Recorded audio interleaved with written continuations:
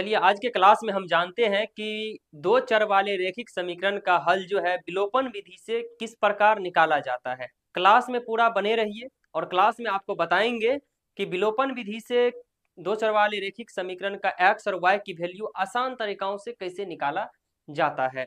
तो चलिए यहाँ पर हम जो है एक सपोज समीकरण हम लेते हैं, जैसे मान लीजिए x प्लस वाई बराबर 14 और x माइनस वाई बराबर 4 समीकरण है। और समीकरण में क्या होता है, ये कौन समीकरण है? दो चर वाले समीकरण। दो चर वाले समीकरण क्या होता है? जिसमें चर की संख्या दो होती है। ठीक है, देखिए इसको हम समीकरण एक मान लेते हैं, इनको समीकरण दो मान लेते हैं। यहाँ पर देखिए हम सभी टाइप्स के क्वेश्चन को समझने वाले हैं। ठीक है, तो यहाँ पे देखिए कि हम इसको समीकरण में देखिए कि तभी जा करके बनेगा जब कम से कम आपको ये बात को समझना पड़ेगा कि एक चर को हटना होगा। तो एक चर कैसे हटेगा? या तो जोड़ करके हटा सकते हैं या तो घटाव करके। तो हम लिखते हैं समीकरण एक में से समीकरण दो को घटाने पर, क्या करने पर? घटाने पर। तो समीकरण एक में से दो को घटाने पर समीकरण एक हमारा हो गया x प्लस वाई बराबर 14। दूसरा है x माइनस वाई बराबर 4। तो यहाँ पर देखिए चिन्ह परिवर्तन करेंगे, तो चिन्ह परिवर्तन करेंगे तो यहाँ पर माइनस हो जाएगा, यहाँ पर प्लस है माइनस है प्लस हो जाएगा, यहाँ पर प्लस है माइनस हो जाएगा। तो अब देखिए यहाँ पर क्या होगा कि ये जो है प्लस और माइनस यहाँ पर x वाला है, ये पद कट गया। अब बचा हमको, क्या बचा कि प्लस में ये है प्लस में ये है। एक बात आप ध्यान रखिए, आप ये मत सोचिए पहले से जो माइनस है घटाओ में क्या कीजिए, आप उस बात को भूल जाइए पहले क्या था, लेकिन अब क्या है इस बात को आप ध्यान रखिए। तो यहाँ पे ये प्लस में है, ये प्लस में है, तो 2y हुआ। अब बराबर 14 में से 4 गया तो 10 बचा। ठीक है, चलिए यहाँ पर 14 में से 4 गया तो कितना बचा? 10 बचा, यानी कि 2y बराबर 10, यानी कि y बराबर 10 बटे कितना हो गया? 2, यानी कि y के वैल्यू 5 निकला। अब y के मानों को किसी भी समीकरण में आप रख सकते हैं।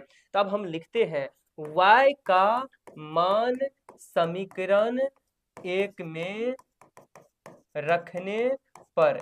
ऐसा बात नहीं है कि किस में रखना है किस में नहीं रखना है, आप किसी भी समीकरण में जो है y के मानों को रख सकते हैं। ऐसा जरूरी नहीं है कि समीकरण एक वाला जो है ना मेरा रिलेशन वाला कोई है ना, भाई कोई मेरा रिलेशन वाला नहीं है, या आप किसी भी मान में रख सकते हैं। ऐसा कोई जरूरी नहीं हम एक में रखेंगे तभी आंसर मिलेगा, किसी में आप रख सकते हैं। दो समीकरण आपके दो ऑप्शन है, किसी में भी रख सकते हैं। चलिए यहाँ पर पहला समीकरण क्या है? x प्लस वाई बराबर 14, यानी कि x प्लस वाई का मान 5 है तो 5 बराबर 14, यानी कि x बराबर 14 माइनस 5, यानी कि x की वैल्यू हमें 9 निकल गया। तो अभी हम लिखेंगे अतः x बराबर 9 और y बराबर हमें कितना निकला था भाई?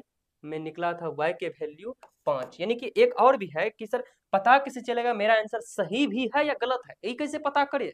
तो चलिए पता करते हैं।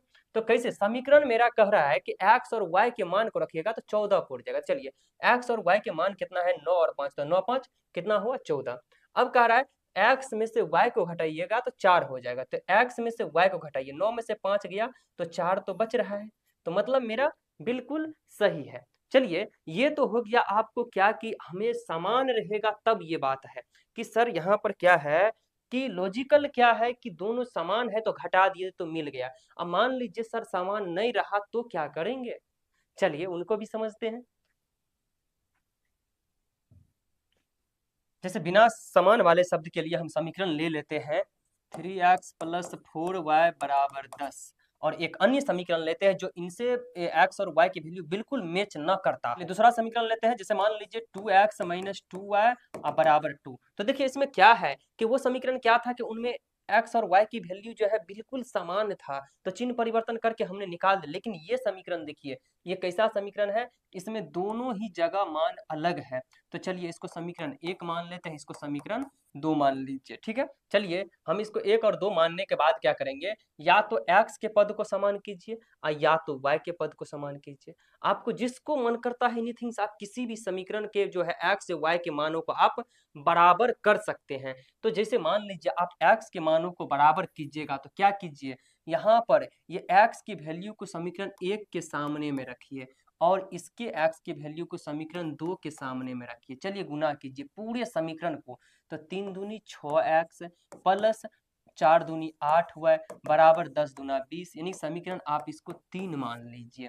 चलिए इसको गुना कीजिए, 3 दूना 6x माइनस 3 दूना 6y बराबर 3 दूना 6, इसको समीकरण 4 मान लीजिए। अब एक बात आप देख पाते होंगे कि यहाँ पर x की वैल्यू समान है, चूंकि आपको विलोपन विधि बनाने के लिए दो चरबला में आपको किसी एक समीकरण में जो है किसी एक चर राशि का मान समान होना ही है, समझिए। तो यहाँ पर समझिए कि इसको अब हम क्या करते हैं, समीकरण 3 में से समीकरण 4 को घटाने पर,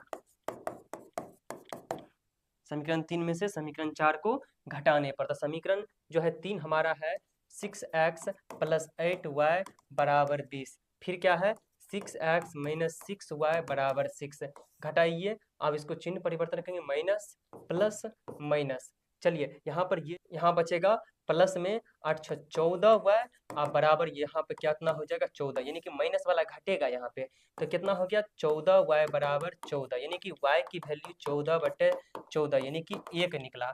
अब y के मान को आप किसी भी समीकरण में रख सकते हैं, 1 2 3 4, जिसमें आपका मन अपने हिसाब से रखिए, जिसमें आपको रखना हो, एनीथिंग किसमें भी रख सकते हैं। हमको यहाँ पर जगह नहीं बच रहा है, हम पेज अगला ले लेते हैं, चलिए समझाते हैं। अब देखिए फर्स्ट नंबर आप मान के चलिए 1 लीजिएगा, एक आपका क्या है 3x प्लस 4y बराबर 10, तो हम पेज लेते हैं 3x प्लस 4y बराबर 10। अब चलिए y की वैल्यू हम कितना निकाले थे, चलिए भाई देख लेते हैं कि y के वैल्यू क्या निकाले थे, तो 1 निकाले थे। तो चलिए यहाँ पे 1 रखिए, तो क्या करना पड़ेगा 3x प्लस 4 गुना 1 बराबर 10, यानी कि 3x प्लस 4 बराबर 10, यानी कि 3x बराबर 10 में से जो है 4 घटा दीजिए, तो 3x बराबर आपको 6 हो गया, x की वैल्यू आपको 6/3 हो गया, यानी कि 2 हो गया। हम कह सकते हैं अतः x की वैल्यू 2 और y की वैल्यू 1 निकला। इस समीकरण को आप मान रख के दे सकते हैं, तो यहाँ पे देखिए आप मान रखिएगा, तो x की वैल्यू तो 3 दूना 6 हो गया, और यहाँ पे 4y है तो 4 हुआ, तो यहाँ पे बीच में प्लस का चिन्ह है, तो कितना हो गया आपको 6 4 10 हो गया, ठीक है। यही चीज आपको कह रहा था 3x में अगर 4y जोड़ेंगे तो 10 होगा, जो कि प्राप्त हो रहा है।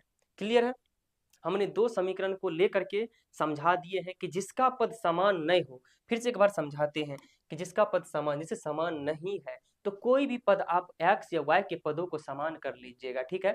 उसके बाद समान करने के बाद आप देखिए जोड़ या घटाव के अनुसार किसी पर भी एक चर राशि को आपको काटनी होगी। बचा एक चर को आप जो क्या कीजिएगा, एक चर का मान निकलेगा, फिर किसी भी समीकरण में एक चर निकला गया मान जो भी अज्ञात राशि जो है बचा होगा उसमें ज्ञात करने के लिए जो या तो x का मान आपके पास निकलेगा या तो y का मान निकलेगा, जो भी मान निकलेगा उनको मानों को रख दीजिएगा, बस अगला जो है आपका जो भी अज्ञात होगा उनका आंसर निकल जाएगा। आई होप आपको विलोपन विधि समझ में आई होगी।